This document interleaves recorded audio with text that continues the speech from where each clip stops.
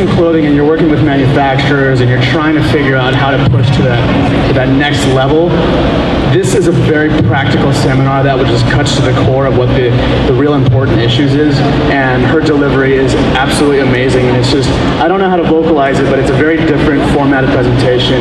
It's very easy to digest and very informative. So without any further ado, we're running a little bit behind, but we're going to get our next speaker, Mercedes Gonzales, President and CEO of Global Purchasing Groups, excuse me. Mercedes? Thank you. Thanks, everybody. So let me tell you a little bit more about myself. I actually own, maybe I should take my purse off, right? Okay. I have been an international buyer for about 30 years. And so a lot of the point of view that I'm going to tell you is very contradictory to some of the things you might have heard yesterday and today. And the reason why I have a very different point of view is that I'm actually a buyer. I'm actually the person that you want to sell product to. And I'm going to tell you the truth. As a retail buyer, I don't care that Kim Kardashian is wearing your outfit. I only care how much money I can make on your product. That's the bottom line. I also own 2 brands and retail stores.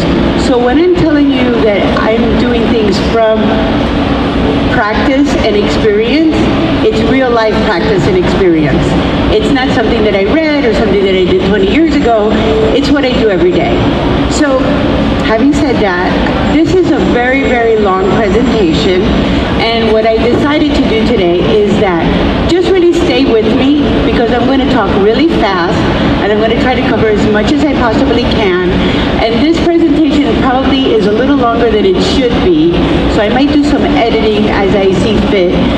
But if you're all kind enough to leave me your business card and just really stay with me with an open heart and not take pictures because I'm easily distracted, I will send you this presentation. And not only will I send it to you, but it also has my personal notes. So I think that that's a better deal than trying to take some picture. The other thing is, please do follow me on Instagram, Mercedes GPC. You'll see a lot of tips on there. There's a lot of predictions that I made. I just want to talk about one tiny thing that I know I didn't do a slide. If your strategy as a new designer is to go online and sell direct to consumer, you're wasting your money and time. I just want to make that as a general statement, and nobody can prove me wrong. There is no such thing as a profitable online-only retailer or brand, all right? That's a great way to start, right? A show of hands, how many people already have their samples? How many people started selling? How many people are still in the concept stage? Okay, great, perfect. All right, so we're going to talk a little bit about everything then. So here's my number one question. Do you want to be rich or do you want to be famous? And unfortunately, I feel like a lot of people, especially in our industry, are more ego-driven than practical-driven. And they always choose famous. But I'm going to tell you a little surprise. If you're actually really super rich, you become famous. So you get there in a odd way. So here's the saying that we have in the industry: sell to the classes, live with the masses. Sell to the masses, live with the classes. Everybody wants to design $1,000 gowns and $500 bathing suits, but it's the guy that has the common denominator that can appeal to a wide range of people that actually makes all the money. So when you're thinking about product, don't think about just the strategy of how to make this stuff. That's the easy part, and I'll talk a lot about the production part because that's what I focused on in this presentation. The real hard part is sales.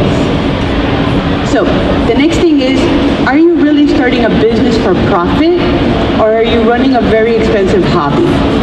So when people say, oh, I want to do everything myself and I want to have control of everything that I do, and that to me sounds like an expensive hobby. It's not a business. How do you scale? How do you grow? How do you delegate? And this is really a hard thing. How do you let go a little bit of all that control that you want to have over the brand? Because it's the only way in order to grow. You can't actually live in the factory and watch them sew the things. You have to be able to, and again, people will say, well, how do I trust them? You don't trust them. You're super hyper paranoid all the time. But the idea is that you have this system of checks and balances that goes into play.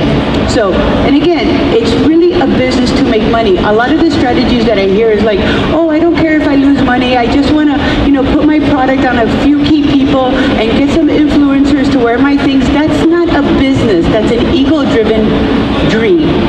And anybody can have $1 in a dream. It's really being an entrepreneur that I want to change your mind. I want you to really think about what it takes to have longevity. And I've broken it down actually. Let me just finish this. So do you know what John Bartlett, Isaac Mizrahi, John Galliano, Michael Kors, Marc Jacobs, Tommy Hilfiger, do you know what they all have in common? They were all bankrupt. They all went bankrupt. And the best thing I ever heard was Andy Warhol when he said, good business is actually the best art. And everybody will have their 15 minutes of fame. So every fashion designer needs a day job. I remember when Marc Jacobs got his job with Louis Vuitton, and his famous quote was, it only took me 20 years to be an overnight success. This is not an overnight business. Minimum that you have to commit to it is 3 seasons. And I'll tell you, as from my experience, right, and I'm going to talk about the different profiles, my experience when I first meet a designer, we work on their collection, and we start to see them grow, you never have that luxury of time again to develop your collection. Never. You might have a year, you might have 6 months, you might have 3 years you've been planning your collection. But the next collection has to happen in 4 months. When you haven't even sold a piece, you're already designing for the next collection. And that's when you get on like this hamster wheel that is terrible. So when I first meet a designer, their first collection, their first study into what they're doing is magnificent because they've had all this time to plan it. The second collection is a monstrosity. Like, oh my gosh, like what happened to you? Were you like drunk? What do did you pass out when you finished doing the samples? Like what happened? And the third one, if they've survived that so far, the third one is where I start to see a signature. Something that really stands apart that makes them who they are. So it takes at least that long. And this is my favorite example, Stella McCartney. You can't have more money, more credibility, more influence, more open doors from you than being the daughter of a Beatle. And she still had to work for free with Edward Sexton. She learned how to cut, right? She worked with a tailor. Then she went to work for the House of Chloe before she started her own collection. And guess where she makes all her money? With her side job designing for Adidas. So it is not an overnight success. It is really a matter of perseverance and really having the long-term vision. So I'm going to break it down to you in 3 easy steps. And mind you, that's my own personal joke. None of them are easy, and it's not 3 steps. The first thing is you have to know who you really are. And everybody, and especially a buyer, I'm telling you now as a buyer, you'll show me your collection, and then I'll start to redesign it because every buyer at the end of the day is a frustrated designer. That's the truth. So you have to really say, no, I'm very specific, I'm niche market, I'm a plus size brand, I'm a tall brand, I'm whatever it is that I am, and really stay focused to that. The next thing, and this is one of the critical mistakes I feel like every designer does, who is the store you want to target? Who is the retailer? And again, I ask this exercise of a lot of my clients, and they'll tell me, oh, I want to sell to Ann Taylor, I want to sell to Barney's, I want to sell to Bloomingdale's. That's not going to happen. Name me 100 boutiques in this country, and I'll give you a hint. There's 70,000 boutiques. So if you can't name me 100 boutiques that your product fits in, then maybe we have to re-establish the brand and the concept that you're trying to sell to. The next thing is, how are you going to do your sales and hit that break even? And this is where I feel like nobody does the math. And when we talk about costing, it really doesn't matter what you pay for it. It only matters what the consumer is willing to pay for it. So understanding the startup cost and the break even, that's your business plan, by the way. Your business plan is this. You make a sample, you try to sell it, you have a business. You don't sell it, you don't have a business. That's it. It's not more complicated. You don't have to do 5-year. I love this part of a business plan. Anybody written a business plan yet? Gone to the Small Business Administration and done your, yeah. Did you do your 5 years projections? You did? Okay. 7-year projection, Mazel Tov, that's really a waste of time because I don't even know what's going to sell for Father's Day, and that's 3 weeks from now. So it is so important to really just stay focused and forget about all this nonsense and rhetoric and, placements and celebrity. I'm just going to make a comment because I don't know if I have the slide in this presentation, but you know who your number one influencer is? Mary Main Street. You know her? She's the one that has that little boutique on the corner that everybody in church knows and buys whatever she sells. That's your influencer. It's all about the retail. And I'll tell you from example, and again, I teach from example. I have a brand, it's 3 seasons old. It's called Proof of Concept. I just literally put the website up last month, and my Instagram is shameful. I haven't even posted in like a week. And you know what? I'm in 40 of the top stores in the US because I have good product and I know how to sell. That's the bottom line. Good product and sales. So now, step 2, an operational plan. How are we going to get from A to B, and how are we going to watch our cash flow? Because this is, you hear about those big brands, like all of a sudden you hear about them, they're super big, everybody's wearing them, everybody's excited, but they didn't have an operational plan to actually fulfill the orders, to be in the retailers, to have a margin of profit in their brands, and they burn down and they close up. So it's really important to understand all of those points that you have to do too. And marketing. This is the most honest question that you can ask yourself. Why would anyone buy this? That's it. The world does not need another t-shirt or a jean or a hoodie or a dress or a tennis skirt or a golf shirt. They don't need it. Do you know why they buy things? Because of the emotional connection that you make with the public. That's what we sell. We sell fantasy and we sell emotion. We don't sell apparel. So now let's go to the next slide. Top 5 reasons. So over the years, so I've had global purchasing now for 20 years, and about 8 or 9 years ago, one of the other trade shows asked me to do a presentation. It was called What a Buyer Wants. And I said, okay, I have a lot of problems with new designers. One of the strategies that I talk to my boutiques about is the importance of being competitive and not competing with online or not competing with Amazon, but really taking a chance on new brands, on new emerging designers, on international brands, and really, nurturing them in your store. And then you could be the one that says, I discovered the next Alexander McQueen or whatever else, right? And my buyers always gave me a hard time about that. They're like, Mercedes, these people are a hot mess. They watch Project Runway and they feel like they know the business, Or they go to, Zazie and they print a t-shirt and they want to sell it for $100. Like, they're a hot mess.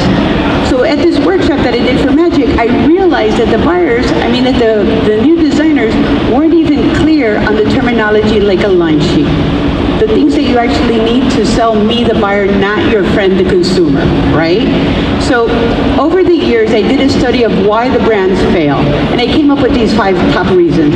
1, they assume everything that they know because they read a book, they watched a YouTube video, they watched Project Runway, they wrote a small business plan, and in that business plan, they were going to make $1 gazillion. It looks good on paper, and this is really tricky because even I went to a very fancy school, got a fancy degree in business, and I could just tell you one thing. Demographics are shit. They mean absolutely nothing. And that's part of your business plan, right? Like, how old is she? How educated is she? How many children does she have? It doesn't matter. It's human nature. I'll give you an example. How many people have bought something here that they know they can't afford, but you work it out anyway, right? Everyone. Like, you have to admit to that. I just did that yesterday, right? So how do we then put that into a demographic? It doesn't matter. And I'll tell you, like, one of the most poignant stories about that is we were working with a woman that was doing plus-size girls' clothes. And if you think about it, it's a niche, right? If you look at the demographics, there's 14% of children, girls under 13 are plus-size. There's always been husky boys, but there's never been a husky girl line, right? And she thought, this is a great niche. We're going to go, to the moms. We're going to do this big survey. We're going to study them. And this is where it's an incredible investment because there isn't a standard of sizing. First of all, there isn't for any of us, right? But in plus-size little girls, when she went around the country and did her survey, she realized that these girls, 9 years old average, had a 40-inch waist. They're like little meatballs, right? Like, you could just roll them to work, right? So how do we now make clothes that are appropriate for these girls? And she really spent so much money. She's had to hire a technical designer. She had to have, everything grafted and graded and everything else. And she must have spent at this point like $200,000 just on getting the specs right and fitting each of the sizes and doing everything right. She went to China. She has beautiful production, beautiful clothing. You know what the most important thing that she forgot? Who is the retailer? What store in the U.S. has a plus-size little girl department? Nobody. So now, even with her connections, because she was from the industry, she went to Nordstrom's. Nordstrom's does a really nice job with plus sizes. They have teen plus sizes, and she thought, oh, little girls would be natural, right? She did this big campaign. They were all for it. They were going to do a private label just for them. The margins were there. And then this one militant woman, and you can look this up, you can Google it, it's a couple years ago, but she was appalled that they were making plus-size clothes for little girls because it, quote-unquote, encouraged them to be fat their whole life. And Nordstrom's didn't want to touch it. And it completely died. So demographics are not important. It's really about the retailer and how you can reach them and how you can make it viable. So here's the last one. And I'm going to blame the design schools a little bit on this. They're always telling you, design what you love and the money will follow. No. Follow the money and then you can design what you want. We have to be really practical about the things that we do. So the next thing is they're on an ego trip. And I have met many, many people that have spent a tremendous amount of money in fashion shows, in fashion shoots, in celebrity placement, in PR companies, and they have, at the end of the day, a boring, shitty product that nobody wants. We have to be really careful about that. And then again, I'm going to keep stressing it over and over again. Once you determine who the stores are, you follow them on social media. You give them a little like, and maybe you don't have product pictures, maybe you don't have a lot of things to say, but it's not really about talking at this point. It's about listening, looking at the comments. When people say, oh, why aren't you carrying bigger sizes? Or, oh, those were my favorite pants from last year. Why don't you bring them back? All of these notes are also part of your ammunition in the conversation when you're getting ready to sell the stores. And here's the other thing too that I really have a problem with is that they want to do everything perfect. So they feel like they have to do everything themselves. And here's a big hint. Forget about perfect. That word doesn't exist in your vocabulary anymore. It's about sellable. You might have wanted an egg crew colored white for that dress, and it came out eggshell. You know what? It's okay because it's going to sell. The world doesn't end, and we all move on. It's going to be okay. Sellable versus perfect. And there are some people, and I have a lot of really fun stories about that, that are actually on an ego trip. There was this one guy, really quick, this one guy that he wanted to make jumpsuits, right? Like, just jumpsuits, and most of them look like mechanic jumpsuits. They weren't like even like Halston, you know, like 70s outfits, right? And it turned out, and he had this beautiful French girlfriend, and he wanted all the samples made in her size, right? Because she was going to go to parties and talk to people and everything else. And I'm telling the guy, you know, this is a really bad idea. You're not going to sell this to anybody. It's not marketable. And first of all, jumpsuits, ladies, we all know, you have to strip down naked just to pee, right? It's not like something you're going to wear every day. It's not a whole collection base. It might be one item when it's on trend. I could not convince him. So now, I'm joking, right? I'm being sarcastic. I'm like, well, if you really want me to help you make your samples, I'm going to charge you double. The guy pulls out his checkbook and tells me, how much is that? I'm like, all right, I'll take your money. I made his samples, and it turns out that he had a fetish. Everybody with their own theme, right? He had a fetish for jumpsuits and girls. Okay, well, there, end of story. He could afford his craziness. And here's the other thing, too. Just because everybody's doing it, it's not a good idea. And I'm going to tell you something right now. If somebody else comes to me and says, I have the perfect yoga pant, no. It has to be more than that. And one other thing, your friends and your family are liars. You can make the biggest piece of shit and they will tell you it is beautiful and perfect, right? Because they love you. Do not trust your friends and family. This is why you want to do a focus group, you want to do a Kickstarter or whatever, forget about all of that. Go to the retailers, show them your samples, and they'll take the time to tell you, you know what, I really like the way you're cutting this, but the price is out of the, try refabricating it, try doing something else. That's who you should be talking to. So, same, yes, it is the same. The world does not need another t-shirt line. You don't sell, we talked about the fantasy. Yep, we talked about all of this. And here's the most important part. Why do you feel so many celebrity lines? And again, you want to talk about influencers. They are the influencers. Why do they fail? Because they don't have the industry know-how. They overthink things. They have big, massive production companies behind them that know how to make stuff for Sears and JCPenney, who are not obviously doing well, and they forget about the backbone of the industry, which is the independent retailer. And I have to tell you something, again, as a retailer, owning my own stores, our group of retailers are over 225 at the moment. They are doing amazing business. They're killing it. The last 4 or 5 years, our margins grow, our bottom lines grow, their stores are growing, they're opening more stores, because every time a department store closes, every time that I can Google something and find it on Amazon for half price and free shipping, I don't want it. And neither does the consumer. The consumer wants things that are well made. They want things that are different. They want things that say, wow.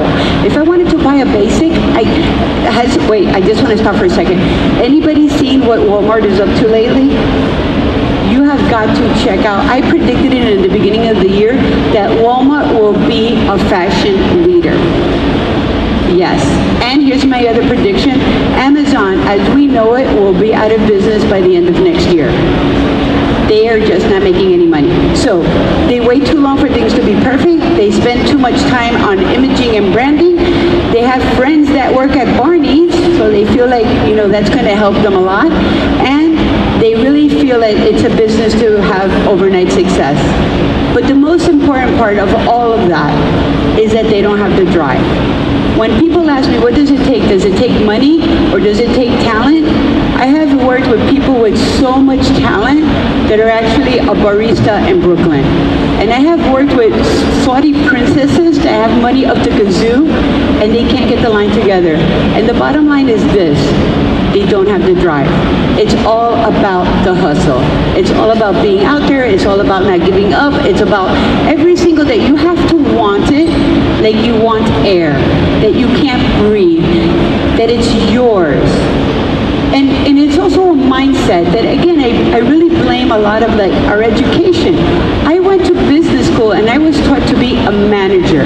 If I wanted to be an entrepreneur, I had to go to school again and take special classes on entrepreneurship and everything else.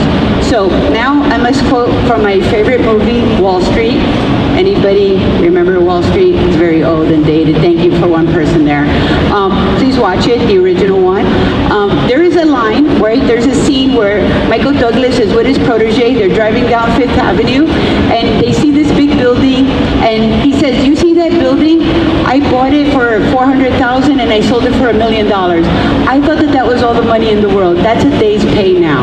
And do you see, you want to fly in first class, and I own the plane. The reason why you can't be like me is because you can't think like me. He didn't say you don't have the friends like me, you don't have the connections like me, you don't have money like me, you don't have good looks like me. He said you can't think like me.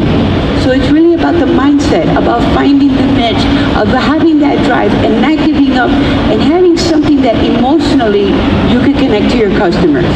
So this business is not for people that are drama queens.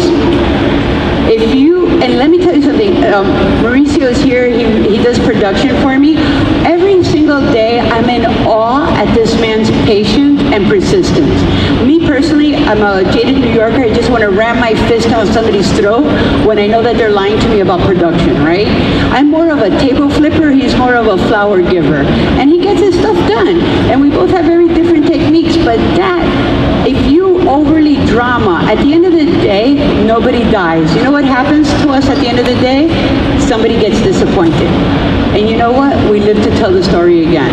So it's really about putting things in perspective and being able to find the solution when you think that there isn't one.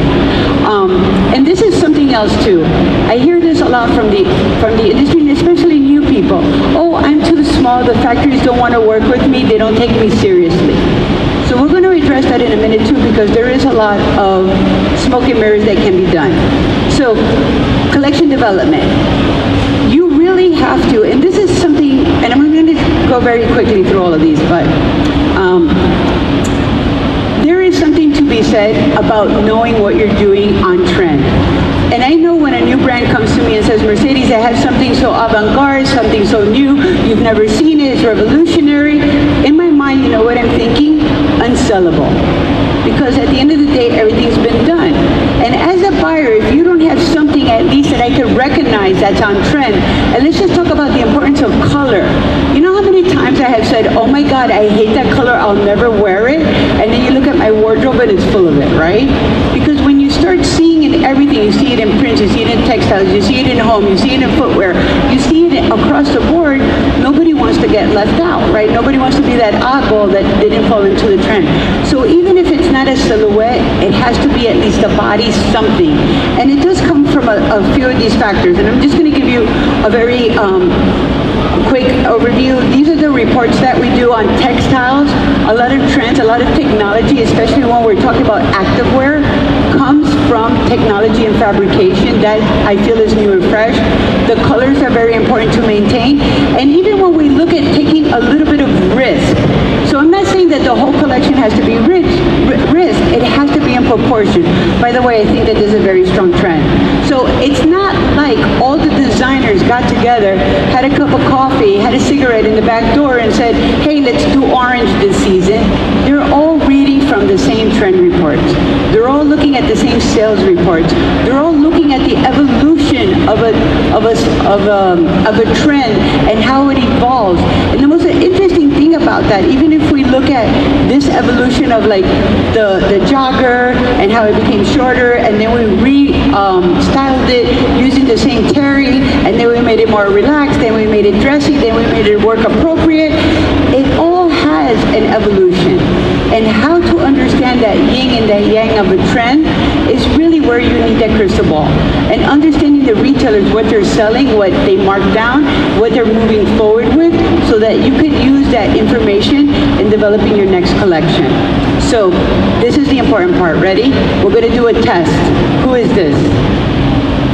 Chanel. Who's this? Tom Brown. And who's this?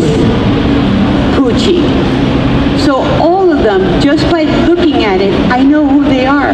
Whether it's a fit like Tom Brown, a print like Gucci, or even a signature touch of an accessory is Chanel. So understanding your signature, when I walk down the street and say, oh, that's so-and-so, that's what you want to start to develop. And I'm going to tell you something, it doesn't happen overnight. It really doesn't. It takes seasons, it takes years, and then actually you may not even realize it. And people might say, oh, I love your signature dress. Then you know that you're starting to work on something. And you know, to even keep it simple, this is Ralph Lauren. He started selling ties. And looking at the big picture of owning that plane, right? He started with ties, and now he can sell you anything from underwear to evening gowns, every price point, Purple Label, you know, Ralph Lauren, Double RL, Polo Sport, all the way down to Chaps. He sells Barney's and Bergdorf, and he sells Walmart. He's in every price point. The economy is good, he makes money. Economy is bad, he makes money. He can sell you towels and sheets and bath mats and everything else. The only thing I'm really surprised, I went into my friend's bathroom, it's a couple years ago, and I'm still thinking about it. Everything in her bathroom, even the fixtures were Ralph Lauren, and I'm like, what happened to the toilet paper? Like, he didn't get toilet paper license, right? Wouldn't that be cool? Quilted a little art? No? Just me? Okay, I don't care. Diane von Furstenberg.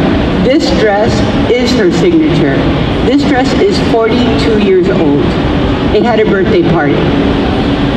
Signatures, again, very important how you identify yourself and then how you can move on. So crowdsourcing, this is really how we start getting our information. What are the people buying? Are we going on Pinterest? Are we looking on Instagram? I'm not looking again for influencers or what. I'm looking at product. I'm looking at people. I'm looking at retailers and what they're doing. And you know what else I like? And now I'm going to give you permission to read every tabloid. Not the big fancy magazines, but the tabloids, the Inquirer, the Globe, Hola, any of those magazines. You know why? Because they don't lie to us. Do you remember this example? Do you remember when Jessica Hudson won the Oscar for Dreamgirls, and she wore this Oscar de la Renta dress, and the whole time I'm watching the Oscars, and I'm like, oh my God, that poor girl, you look like a burrito wrapped up in that dress, right? And then when she put that little jacket on, it didn't fit her, it looked so awkward. I'm like, oh my God, this poor girl is so painful. And then I remember seeing in Vogue, there was a 2-page article, story about the dress, and how Oscar de la Renta personally made it for her. Andre Leon Talley was there with her, they were all holding hands, they were singing Kumbaya, and I kept thinking, oh my God, this is horrible.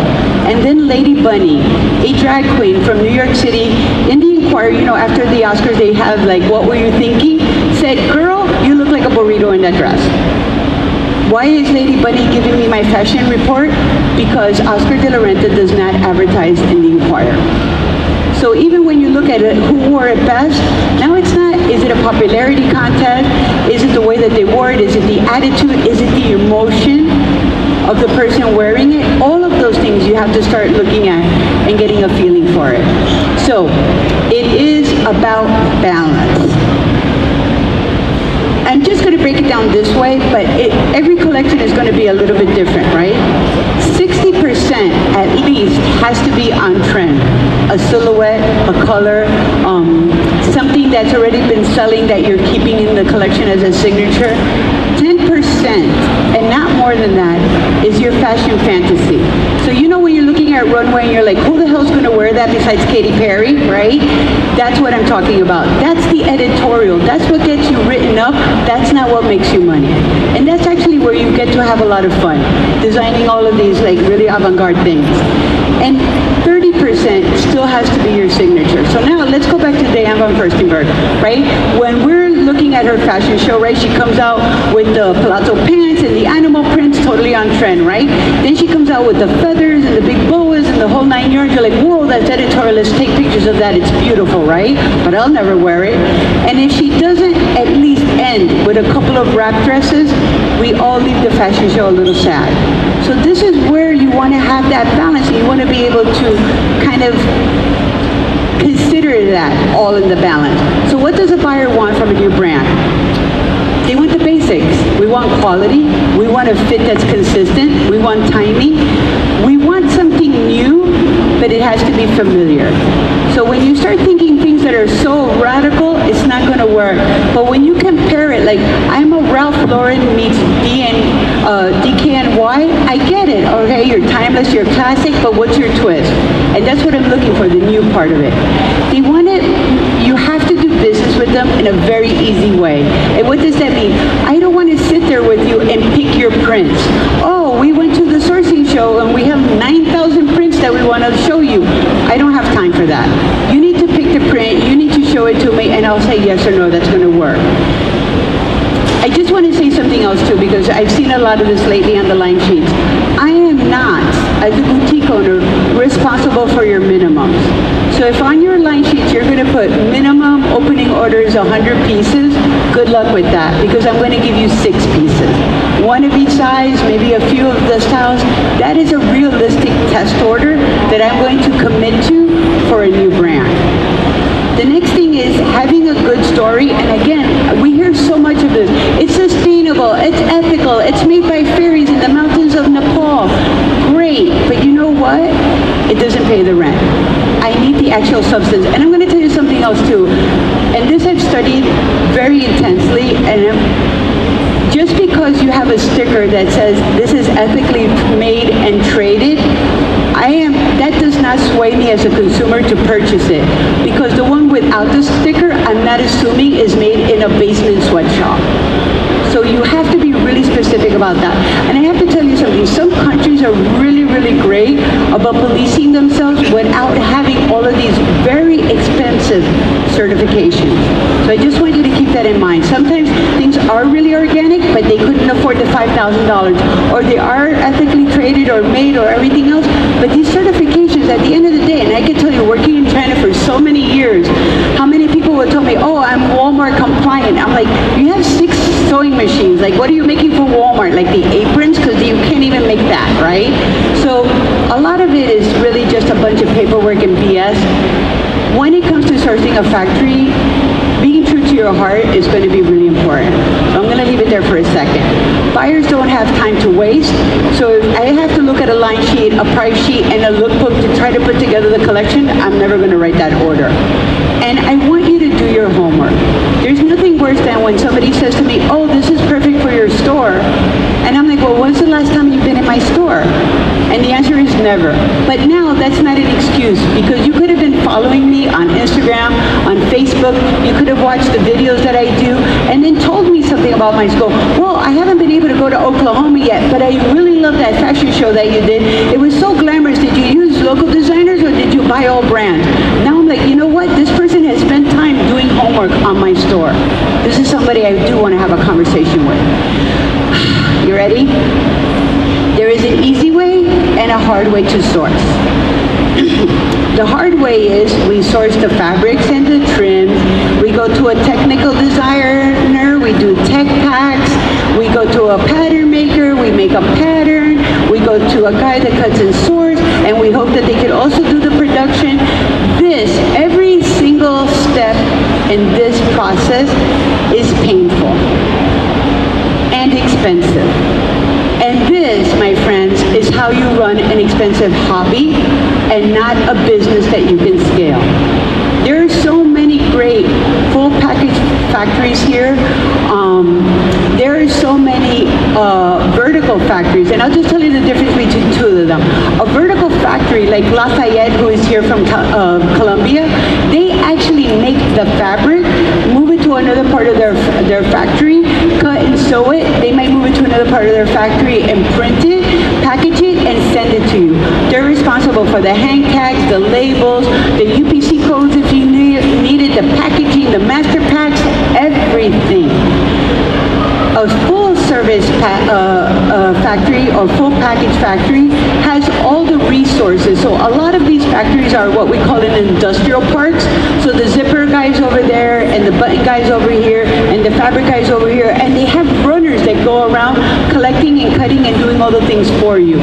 Your idea of designing a collection or being production manager should be, this is my idea, can you do it?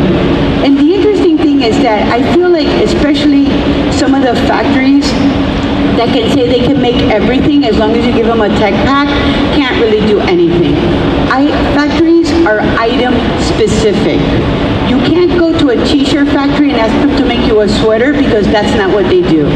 Even though you're like, but it's a knit top. It's a very different knit top. So how do you find these great factories? Obviously, you come to a sourcing trade show. You look at the trade commissions. Right behind us here is Guatemala. I've had tremendous success with full package factories in Guatemala. It's easy, it's free trade, it's near our countries. There's actually another factory here that we make our t-shirts, very high-end Pima cotton. One of the few factories that have Pima and Model blends. It's Guapo, they're from Peru, they're in like the first row when you first come in. And there are countries, and how do you know what country is known for? Look at your competition. When you look at denim and you see all the denim is now being made in Madagascar, or a lot of the denim is being made in Bangladesh, what are the price points? What are the finishing? What are the techniques? Contact the Trade Commission. And these are just some of my favorite countries and what I use them for. You can take a picture of that, even though it's in the presentation, but that's a good one. And in a lot of the African countries with our friends from Ghana are here. Do you have the bag? My store bag, Marissa, just, you gotta stand up, no? These are our store bags that we use. We actually make these in a teaching factory in Ghana, where they're teaching young girls how to sew, and they use scrap fabric, so the other side is different, right? Yeah. And they put it together, and those are the bags that we use in our store. And it tells a good story. It's a social responsible product at a good price that makes a difference in my retail store's marketing. So those are the things that you want to kind of look at. And even with, this is the best, this is my new pet peeve, ready? All of these new ethical, sustainable designers, and they ship every garment in a piece of plastic. Everything you just told me about your story goes to shit, because you shipped me 9,000 pieces of plastic. that I just take off the shirt and throw in the garbage. There has to be a better solution for that. Whether it be a little nice bag that we can reuse, whether it be, back in the day when I worked for my uncle back in the early 80s, we actually used a type of butcher paper that we, wrapped all the garments in. So just consider about all of those little minute things. Experience with working with a specific item. So even if you walked around the show today and you saw a lot of them, like there's a guy that makes sneakers. He only makes sneakers. He doesn't make flip-flops. He doesn't make sandals. He doesn't make boat shoes. He makes sneakers. So the idea is that you look at their history closet and you're like, oh my God, I love the way that this lays out. I like the color combination of this one. I like the sole of this one. I like the heel of that one. Can you put it all together and make me the sneaker of my dreams? That's called product development. And basically, that's what we're all doing here today. We're taking something and making it better. Starbucks, right? That's a great example. He didn't invent drinking coffee, right? But he took it to the next level. And that's what we want to do. How do we elevate it? How do we create that connection? And how do we make it our own with a signature? So the turnaround time for samples and production is immensely important. Minimum order quantities, MOQs. So here's the thing too, especially when you're at a trade show. I mean, some of the people traveled from around the world to get here. To hear you say, can you make me 10 pieces? I would shoot myself in the head. So before you even say, can I make you 10 pieces? I'll say to you, my minimums are 10,000 pieces. You know what I just said? Let's play this game. So now the game is like this. Oh, 10,000 pieces? Sure, I can do that. How fast can you turn that around? I need them in 6 weeks. Oh, you can't do that? Well, then I can't give you my production, but I'll give you production for 100 pieces. See how that goes? And here's the thing too, it's all about the tango, the song and the dance. Okay, maybe I can't do 1,000 pieces. I don't want to do 1,000 pieces. I don't know who you are. I'm going to give you a production run. And here's the thing too, hobby or business.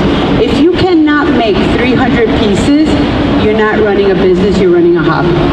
And how we get to that 300 pieces is a break-even analysis. So just hold that thought for a second, we're going to talk about that. So the ease of communications, and again, I don't care you don't speak my language, I just care that you get back to me on time. I can use Google Translate, I can use WhatsApp and talk to you in English and you can understand what I'm saying. Like, there are many ways, trust me when I tell you, when you're in like the small rural town in India that took you 3 days to get there and nobody speaks English, you find a way of communicating, right? It's called sign language. And dollars. They understand that. Okay, ease of communications is really important. Certifications, I already gave you a little heads up on how I feel about that. Brand references is really important. And I'll tell you, it's kind of funny because we were, and I might have a picture of it, we were in a boot company in Mexico, right? And they were really adamant that they couldn't say any of the brands that they made boots for. But when we went to their history closet and we turned over the boot, we could see the name, Stetson, Old Gringo, whatever, but verbally and written, they couldn't tell us. But when you start looking at their history closet, that gives you a good point of reference. And here's the other thing too, if they send you a shitty sample, your production will be worse. That's the bottom line. And they'll make 100 excuses like, oh, we rushed this sample out to you because you had a deadline. It doesn't matter. That's exactly what your production is going to look like. So this, and again, born and raised in New York City, grew up a Garmento's niece. I love my country. I love this business, but money is money. And when I was making my first collection called Dovetail, I tried to make, because one of the value points of the target market was made in America. And when I look at this number, this is an actual email from a company in California. This is the total cost of my polo shirt. And I wasn't making 100 pieces, I was making 1,000 pieces. It's a ridiculous number. So now I go to one of the sourcing shows, it happens to be in Peru. This guy only makes polo shirts. He makes polo shirts for American Eagle and for Psycho Bunny. So he makes $12 polo shirts and $150 polo shirts. This is my man. I didn't do a happy dance. I still negotiated with him. And when he sent me the email, you could see that the final price, USD, $7.75, FOB Peru, and if I wanted to do extended sizes, $8.50. That's 3 times less the American price. So when people say, and here's the argument too. I want to keep jobs in America. Why do you want to keep low-paying jobs in America? Let's look at the full supply chain. Let's look at that retailer that's making money. Let's look at my company that's making money. All the people that have margins that are making money that feed the economy, not by low-paying jobs. So let's look at the big picture. Let's fly that first-class plane instead of just riding the Greyhound bus. So, price study. It doesn't matter what it costs, it only matters what the consumer is willing to pay. So when I was doing this price study for the polo shirts, I looked at good, better, best pricing. And then I looked at the retailers that I wanted to be in. Where's the placement? What do their customers afford? What is their maximum price point? Where is their sweet spot? And I came up with $48. $48 was cheaper than a Vineyard Vine, which was my competition at the time. I offered more margin to the retailer, and that became my conversation. Before I even showed them a polo shirt, this was a conversation. I hang next to Vineyard Vine. I have probably better quality than them. I sell retail cheaper, and the store is going to make more money. That's it. That was the conversation. So now, when we look at costing, right? By the way, do you like my subliminal messages? See, she's a fashion victim. She's dead. Okay. I work everything backwards. First, I figure out what my retail price is. Then I divide that to get my markup. So I give stores at least a 2.5 markup. I take the retail, divide it by 2.5, that gives me my wholesale price, and then the actual minimum markup from production to cost has to be at least 3 times. So, and again, you can't say, well, I'm not going to make money on this one, and it becomes like a little bit of cost averaging and everything else. You just want to be able to make sure that you have, because this is what happens to a lot of brands. They sell a lot, and then when they look at their bank account, they don't have any money. And they're like, but my God, we're doing $1 million, we're doing $2 million in sales, but the margins are not there. So the rule of thumb of three times from cost to wholesale is this. One is cost of goods, one is cost of doing business, and the third one is profit. So it has to be that, because why are we in business? To make money. Mercedes, I'm so sorry to interrupt you. We are out of time for this. Hey, you gave 5 minutes to the other people. I gave you 10 more minutes. All right, thank you. Yeah, final remarks, and then Mercedes, you're going to be hanging out for a bit? I always hang out. Okay, so side stage, left stage over there. Wherever you want me to be. Yeah. Center stage. Thank you, Mauricio. Okay, so here's a couple of quick tips. Ready? This is the #1 red flag of every factory. You send me an email that says cutie-pie68 at AOL, I'm not answering that. Right. You need to have a professional email address. Have your social media up to date, email exchanges. I just want to go through this really quickly. When we're working with factories overseas, they will send you pictures of their capacities, of the things that they can do, and then you can match it if it works with something that you like to do. This is a really good example. We sent them this very basic CAD that anybody can basically do for you. It's not a tech pack. We sent it to a factory that makes coats, and guess what? We got a coat that looked like it. So this is what, and of course, my #1 rule is do not cry. When you get that first sample and you're like, oh my gosh, it's like a monstrosity, it's nothing like I said, don't cry, and let's take it apart. What was really wrong with it? Is the collar too high, too low? Is it too short? The fabric wasn't right? Whatever it is, it can be corrected, or we scrap it and we move on to the next factory. This is just more examples of taking pictures, looking at their history closet. See, that's the boot picture that I was talking about, how they had all the boots in the back. She had a CAD of what she wanted. She didn't have to pay for last, or you didn't have to pay for a sample, because they already have the pattern. I mean, you don't have to pay for the pattern because they're already making it. They already make it. They already have it in their closet. So this, I love this one picture. This is one of my clients. We're in Peru. She touched every fabric that they had in that closet. I told her she was going to lose her fingerprints, right? You can't, the difference between 1 gram weight and another one is so insignificant that then it just really becomes, you have that problem, right? Me too, I know, 30, 40, 30, 40, that's me all day, right? But at the end of the day, it comes down to price. That nickel adds up to a lot. Communications, you know, back when I started, can you imagine, I had to send a picture in the mail to get a buyer to buy what I was selling. It was a ridiculous time.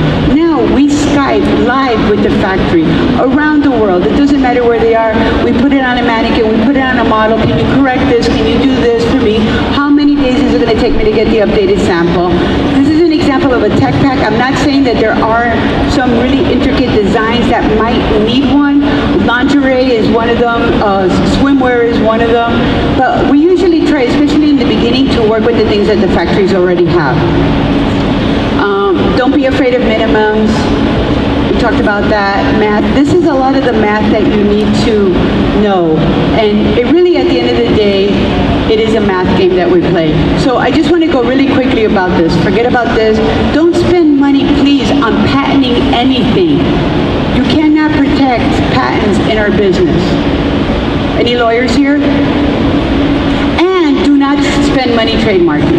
And I'll tell you why. Because in this country we have the right of first use, and that means that I could trademark your name and I make money first, even though you own the trademark and I'm using it, I win because I'm making money and you're not. You're still thinking about your design. And you just spend, and the thing is, you can't just spend money to trademark here. We live in a global world. You put one Instagram picture, the whole world sees it. So if you wait until you have something to protect before you actually spend money on trademarks. Cut to order. This is the most important. Take a picture of this because I can't talk fast enough. Ready? Thank you. You're not putting anything into production until you have pre-sold it.